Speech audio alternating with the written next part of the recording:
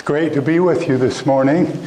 I am excited for the opportunity to share some experiences I've had in my career.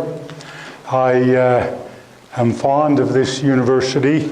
I have a grandson who's going to graduate next spring in biology, and he's applied for medical school. His name's Chris Christensen. And I had another grandson that came for a semester before he got married, and then he married a girl that was nearing graduation at BYU, and so he didn't like that commute, so he went back to Utah County. I commend you for attending this university. The experiences I'm going to share with you, my career, is not what I would call planned and organized. I would say it was circumstantial, to put it mildly. When I was in high school, I grew up in Lehi, Utah, and graduated from Lehi High School. And during my high school years, I enjoyed math and algebra and geometry, and I thought I wanted to be an engineer. And then I took a class in trigonometry and decided I didn't want to be an engineer. And then I attended BYU and took a class in psychology, and I loved it. And I thought, boy, I'm going to be a psychologist. Well, then I went on an LDS mission for 2 years in Michigan, Indiana, and Ohio. And I might say what I'm going to do today is weave what I call a tapestry to give you a kind of a picture of my career. And in order to do that, I'm going to tell you a little bit about how I got to my career, and I'm going to tell you a little bit about 3 family businesses. One of them is Gunther Sheet Metal, which name was changed later to emphasize the kind of work we do. It's called Gunther's Comfort Air. It's heating and air conditioning, plumbing and solar now. Another one is Alpine, used to be Alpine Credit, and then we changed the name to Alpine First Thrift. And then the third business is Bank of America Ford. I'm going to share with you not only my career path, but I'm going to share with you some history of each of those businesses and a little bit of family history as it pertains to my career. Now, as I said, I was on a mission. I'd been out on my mission about 1 year, and my father called me, and he said, I have an opportunity to sell the heating and air conditioning business, but I don't want to do it if there's any chance you might want to come in to the business. I said, no, Dad, I'm going to be a psychologist, so go ahead and sell the business. Well, a year later, when I got home from my mission and looked at all the businesses my dad was involved in, I thought to myself, you may end up in business someday, so maybe you better take some classes in business to see if you like it. So I took some business, finance, and economic classes, and I loved it. And so I majored in banking and finance at BYU, graduated in 1964. Now, I want to tell you a little bit about the history of each of these businesses before I go into the career path that I ended up taking. First, let me tell you about Gunther Sheet Metal, which is now Gunther's Comfort Air. My grandfather was an immigrant from Germany in the late 1800s. He came over here when he was about 16 years of age. He had served an apprenticeship in sheet metal work in Germany. When he came to Utah as an immigrant, his first job was working on Wilford Woodruff's farm. Then later he became a waiter at the Alta Club, which is in Salt Lake. It's a private men's club. He married my grandmother, who was an immigrant from Switzerland, the German part of Switzerland. And they had a little home on Edison Avenue in Salt Lake. I don't even know if that exists anymore.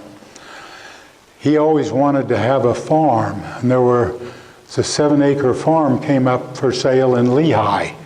And so he bought it and moved to Lehigh with his family. He didn't know anything about farming and couldn't make a living at farming, so he did some sheet metal work on the side to compensate for the lack of income to support the family in farming. My dad worked with him in the sheet metal side and learned sheet metal trade working with my grandfather. And then my grandfather in about 1942 was working on a high ladder in the old Provo Canning Company in Provo, Utah, and slipped and fell from that ladder and was killed. Now my father had graduated from BYU and was teaching high school at American Fork High. And so then he would work in the summers, he would help my grandfather in that little sheet metal business. And so when my grandfather died, my father decided to retire from school teaching and take over that little sheet metal, which became a heating and air conditioning business. About that time, natural gas came through that area, so there was a lot of work replacing coal furnaces and oil-fired furnaces, converting them to gas. And so the business was quite successful. And then in 1951, the president of the Bank of American Fork, it was originally called People's State Bank of American Fork, and then in the early 60s, my father wanted to tie it closer to the community, and so he dropped People's State, just called it Bank of American Fork. That was because you couldn't branch. You couldn't open a branch in another community unless you were in Salt Lake County. In hindsight, that was probably a mistake, but so be it. Now, in 1951, the then president of the bank, Clifford E. Young, invited my dad to become a member of the board of the bank. So my dad accepted that. And then in the mid-50s, my dad organized a couple of consumer finance companies. They were originally called Alpine Credit, and the name was changed to Alpine First Thrift. And that is how he got into that business. There was a branch in Provo that he hired a couple to manage, and one in American Fork that he hired a young man to manage. And then I'm going to go back and talk a little bit about the roots of Bank of American Fork. It was organized as People's State Bank of American Fork in 1913. And it was organized by a group of local businessmen. And the man they brought in to run the bank left after about 6 months, went to Salina to run a bank down there. So the business organizers of the bank recruited a man by the name of Clifford E. Young to come and lead the bank. Clifford Young was a descendant of Brigham Young, and his wife was the daughter of Heber J. Grant. Now, Clifford Young took the bank through the Depression. In the Depression years, all the banks were closed. And so People's State Bank of American Fork was closed. And in order to reopen, Clifford Young had to raise more capital for the bank to reopen. So Clifford went to each of the stockholders in the bank and asked them if they'd put up more money so he could reopen the bank. He had almost enough to do it. And there was one stockholder that had been the manager of the local J.C. Penney's organization, and he'd retired and moved to California. So Clifford traveled to California to ask him if he'd put up the money to open the bank. And the man turned him down. So he called his wife from California and said, "He's turned me down. It looks like we won't be able to reopen the bank." So she called her father, Heber J. Grant, and he loaned them enough money to reopen the bank. And it's a fascinating history, and I'm going to share a couple of little pieces of history. When we had the real estate meltdown, what was it called, the Great Recession in about 2007 or 8, and all the banks struggled, most of the banks struggled, and many of them were closed. I thought back to those times, and I thought, I'm going to go look at some of the old historical records of the bank. And so I looked at an old historical record. It was a spreadsheet. It showed that the bank in 1933 had $250,000 in total assets. Of those $250,000 in total assets, 220,000 of them were loans. Of those 220,000 in loans, 190,000 of them were rated substandard by the bank examiners. That is, they were troubled loans. Then by 1943, the bank had grown to $1 million in total assets, and the substandard loans were down to 29,000. I read some of the examiner's entries about some of the troubled loans in the bank in 1943. One was really interesting. It was a loan of $669.56. And I'm quoting from the examiner's paragraph on that. The loan is secured by 250 sheep and 250 ewes.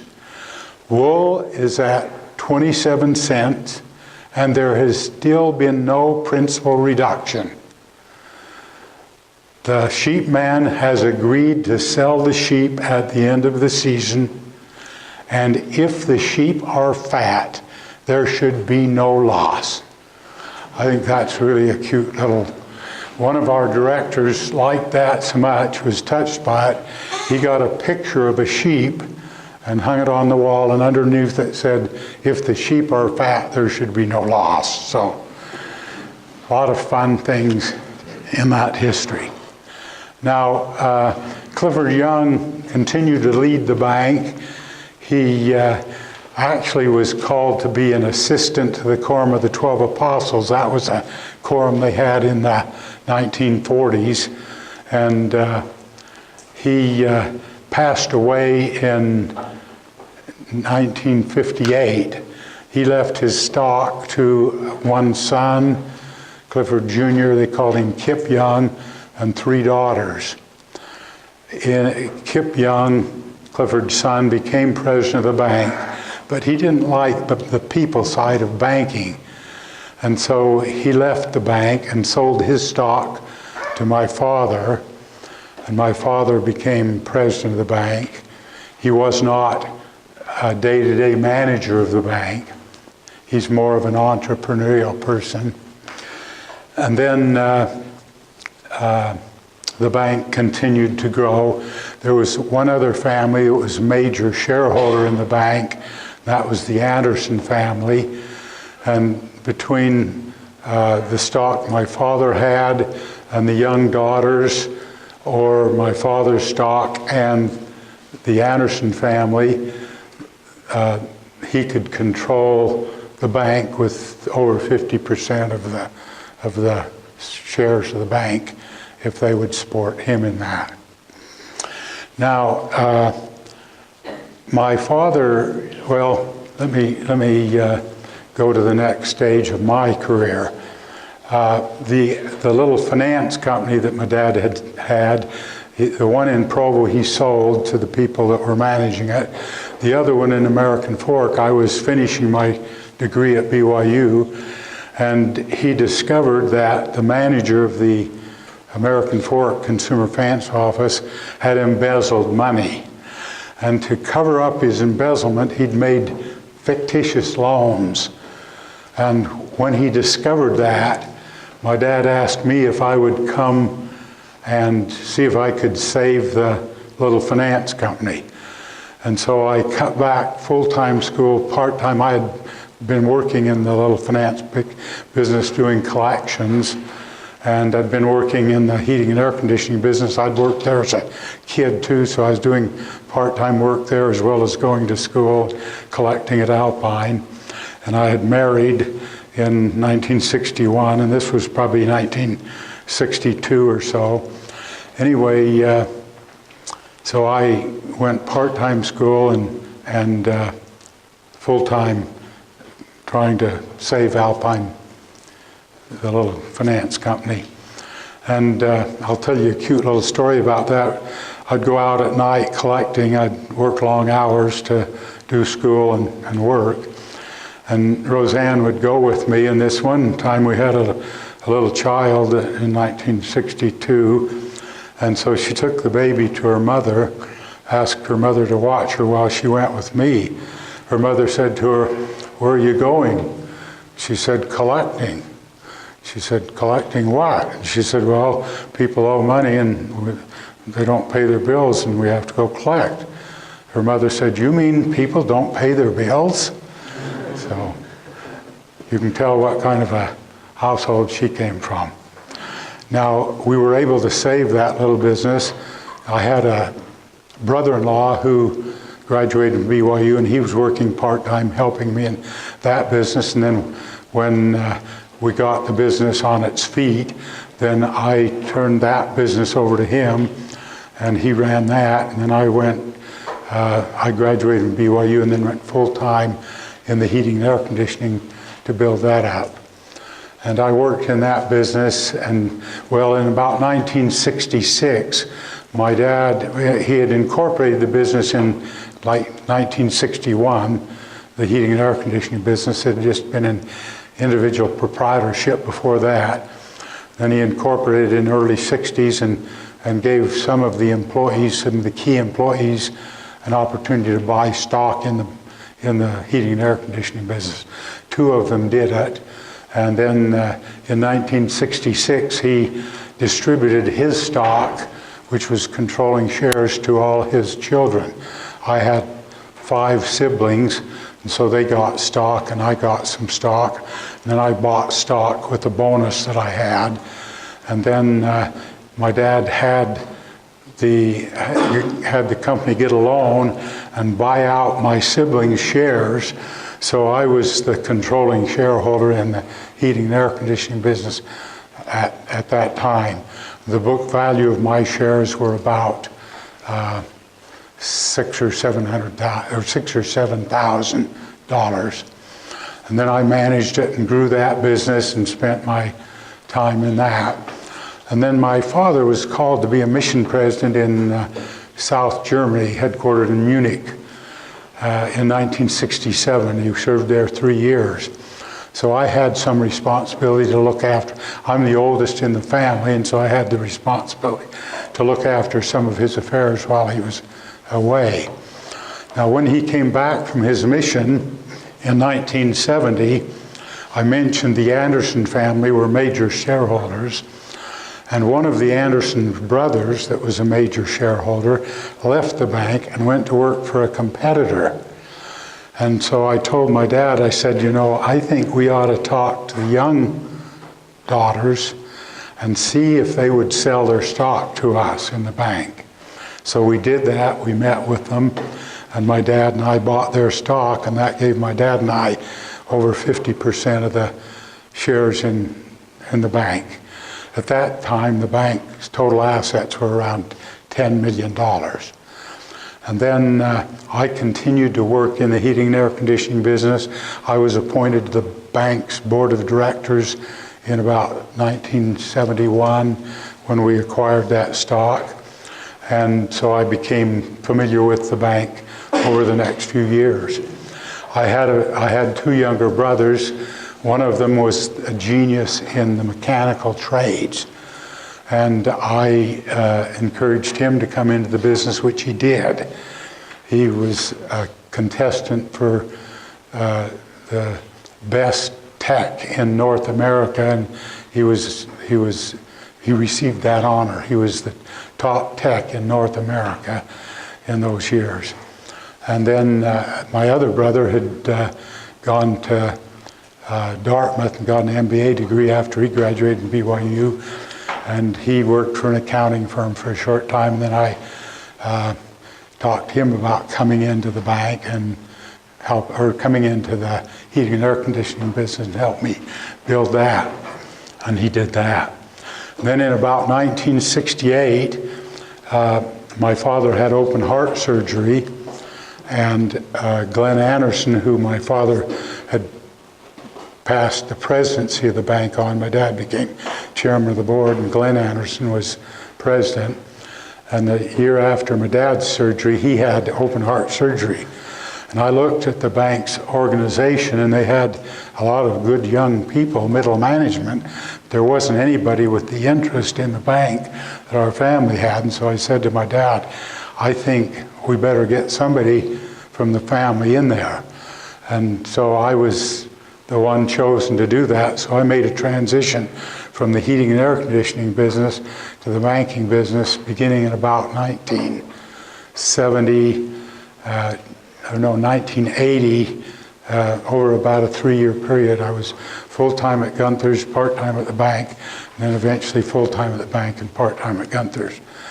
So that's a little bit of the history of my career. I worked in the bank as an executive vice president to the president and chairman, and learned the banking from them. I went to Pacific Coast Banking School, as we've mentioned. And then in 1988, Glenn Anderson retired, and I succeeded him as chairman and CEO of the bank. And I served there for 17 years. Now, during my service there, I observed that most of the community banks were led by a major shareholder. And what would happen is that major shareholder would get older, and he didn't think about retiring, and then maybe for health reasons or because he wanted to do something with the wealth he'd accumulated in the value of the bank, he didn't have a succession plan to keep the bank independent, so he'd sell out to Zions, or what was then First Security Bank, now Wells Fargo acquired First Security. So I saw that go on over the period of time that I was president and CEO of the bank. I didn't want that to happen in the bank. I wanted it to stay independent. I wanted it to survive me. And so I developed a plan to acquire other banks. And when I passed the torch on to the next president, his name is Rick Beard, he was our general legal counsel, and he met with our board. His firm wouldn't let him be a board member, but he met with us each board meeting. So he was like a board member, and he was our general legal counsel. And his legal background was mergers and acquisitions. And so when we were looking for a successor, we looked internally first, but we didn't have anyone internally we felt could take the bank to the next level. And so we approached Rick about succeeding me as president and CEO, which he agreed to do. And then the bank continued to grow after that under his leadership. I stayed on the board and have done since that time. Now, we visited several banks, several of the community banks, to see if some of them would be interested in having us acquire them or merging with them. Our model, too, was not to change their name. We wanted to acquire them and have them keep the name because they'd built up a reputation in the community that was positive, and we didn't want to lose that. But we weren't successful in getting any traction on our first visits. And then came the meltdown, and then it created other opportunities. One of them, the first one that we acquired, was a bank up in Cache County called Lewiston State Bank. We had contacted them years before when we made the first effort to see if they would merge with us. And when we went into their office, there was a sign on the wall, and it said, "We will never sell out." So we were surprised when they approached us about merging with them, and that was a wonderful merger. We kept the name, we kept the people, and it was just a great opportunity for us to move up into Cache Valley. We had grown, initially the bank they hadn't branched out. Then when I became president, I thought there was opportunity. By then the laws had changed so you could branch in other communities outside of Salt Lake County. And so we were able to branch. We had a branch in Alpine, Highland, Lehigh, Orem, Spanish Fork. And one thing that was really fascinating to me is when First Security acquired another bank, another community bank. Shortly after that, I would have the officers in the community bank that was acquired, they would come to me and say, could you use a good community banker? I can't take care of my customers under a First Security system. So we would hire them, and then we'd open a branch where they'd been, and in almost all of those communities, our branch has grown to be bigger than the branch that, say, First Security acquired. So that's been fascinating to do. Now, let's see if I'm missing anything that I want to share. I have to think for that.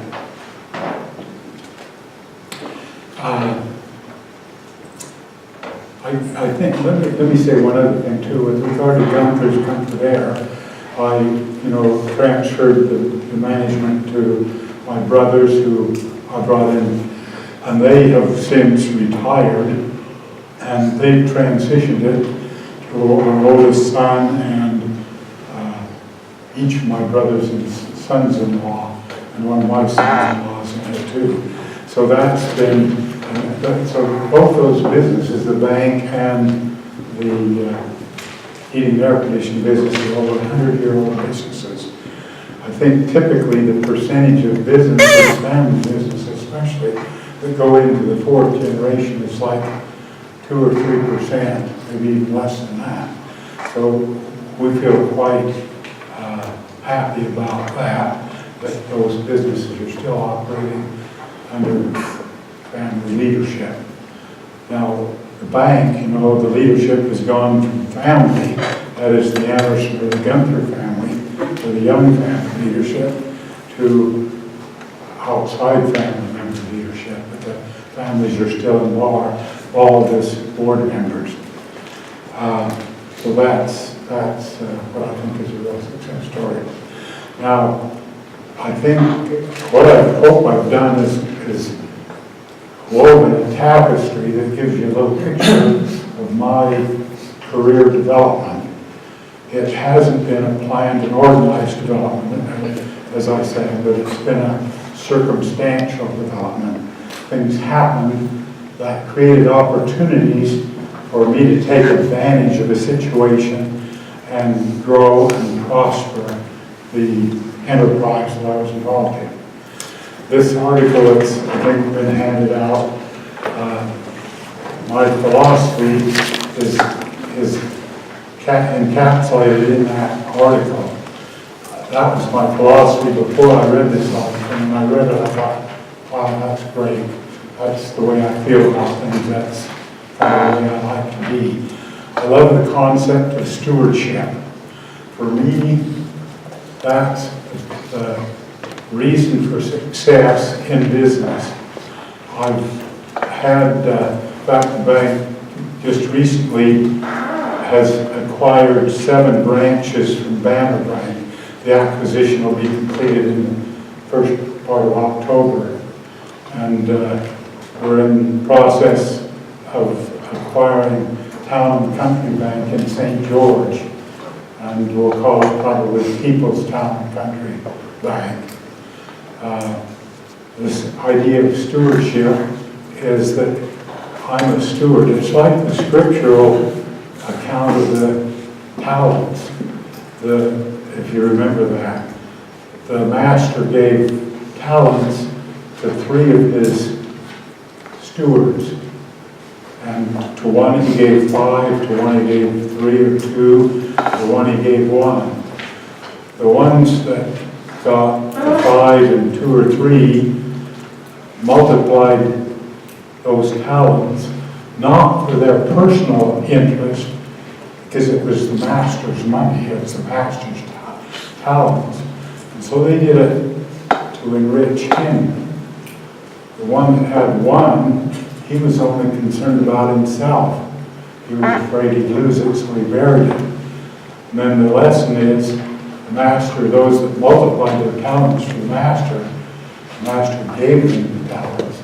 The one that buried his talent, that was selfish, self-interested, lost his talent and was rebuked by the master. I think there's a great lesson there for all of us. Let me share one other experience that I've had just recently. In these Banner Bank branches that we're acquiring, they put it out to bid. We were successful bidders on it. One of our competitors up north, we had talked to several years ago about merging. They were about the same size as us then. The ownership is like 74% by one family.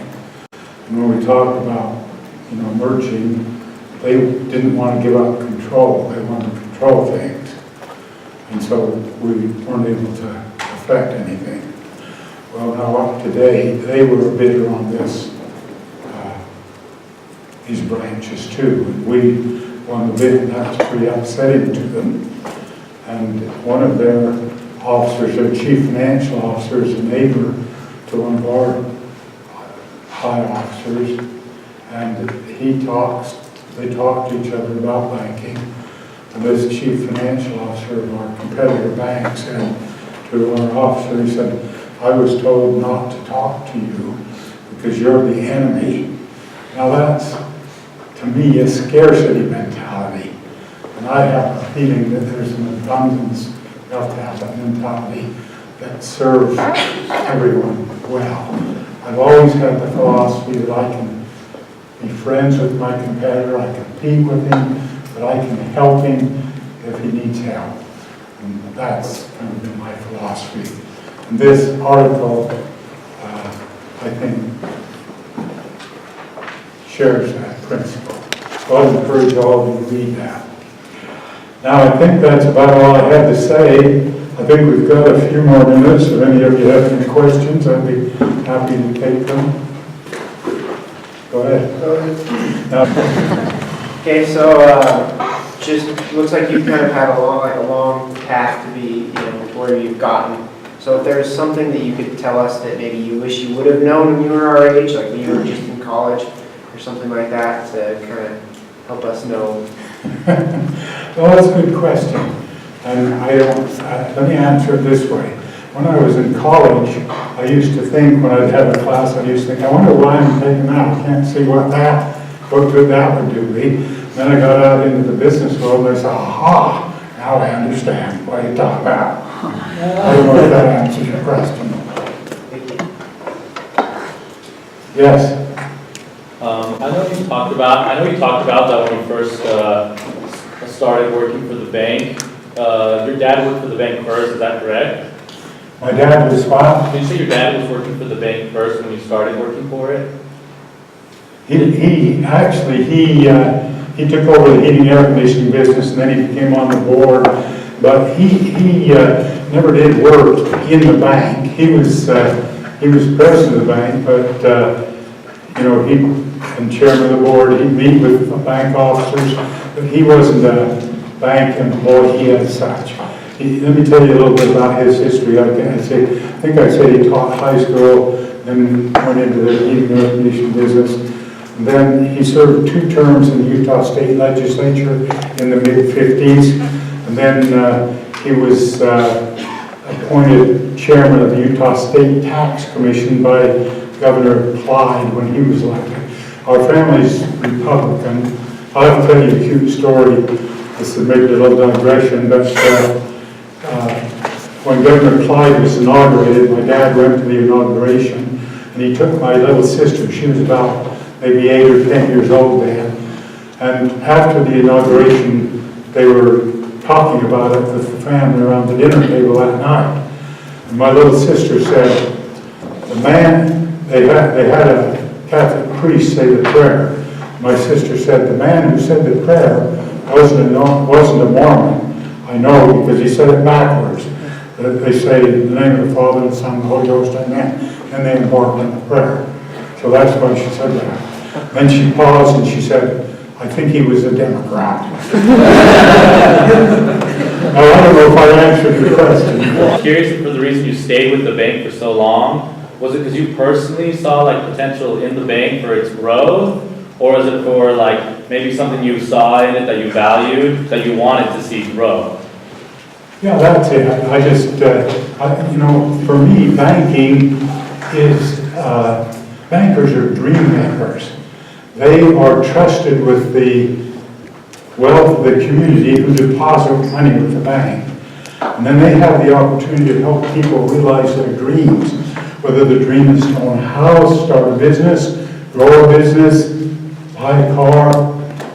That's what I love about banking.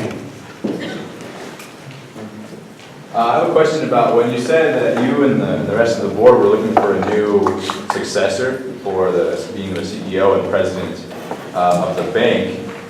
You were looking internally and didn't find anyone with the attributes and qualities you wanted. So my question is, what are some attributes or qualities to you that promote growth and success? What are some good qualities that... Well, I shouldn't say they didn't have the qualities.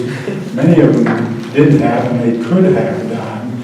But with our plans to do acquisitions, none of them had that kind of experience. One other thing we had planned to do was become a public company, because as a private company, you know, who wants to merge with a private company that has no market for its stock? And so a little over 2 years ago, we became a public company. We traded on the NASDAQ, and the symbol is PUB, People's Utah Bank Corp. And so that was primarily the reason we didn't choose someone in the bank. We went outside this, our general legal counsel's background was mergers and acquisitions, and so he had that skill set that we felt like would help us go to the next time. By the way, I might share with you, the bank by the end of this year will be $2 billion in total assets. So, yes. So when you said your dad asked you to help your Alpine credit succeed after the funds had been embezzled, what was your plan? Like, how did you go about doing that? Well, I just figured I'd better contact the people and see if I could get them to pay the people that had loans, and I was successful in doing that. And, the manager, he could have gone to prison, but we didn't send him to prison. He paid it back over several years.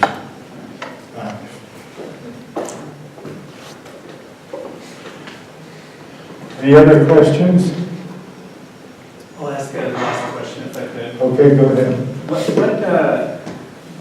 I think we can probably guess how banking has changed since you started in banking. What are some ways that banking you don't think will ever change? What are some constants in banking? What are some of the things that have changed, did you say? Have and haven't. Okay, well, I think some of the things that have changed, technology has made a big impact on banking. They talk about fintech companies. These are companies that do lending over the internet. And so they can do it faster in some cases. I think one of the things that hasn't changed is the personal relationships. Banking is a relationship business. And I think one other thing too, the millennials are more prone, that's all of you, I guess, you're more prone to use your computer or your cell phone to do things, to do your banking. And, but I think the relationships with bankers are really, I don't think that's changed, and I don't think it will. Any other questions? Sorry, with that question, are you guys doing a lot of innovation and like? I'm sorry, now say that a little louder. With like Bitcoin and digital currencies. Are you guys doing innovations and things to prepare for that, or? Yes, we met with some fintech companies. What I read is that banks are partnering with fintechs to get the best of both worlds. And we're working toward that. With Wells Fargo and the whole scandal they had, have you noticed like a lot more? What are you doing so you don't have a scandal like Wells Fargo did with like the management and that whole thing? Okay, now if I understand it, you're saying, you're talking about the Wells Fargo deal, yeah? Yeah. Well, we we don't grow for growth's sake. We teach our people, look, you're concerned about the customer, and growth will take care of itself. There's kind of a mantra that came before I was there at the bank. Number one is the customer comes first.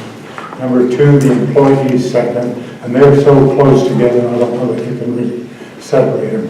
Then the safety and soundness of the bank is third, and the stockholders are fourth. So that's the way we deal with things. My wife has something she wants to say. Maybe you can hear me, can you? Yes.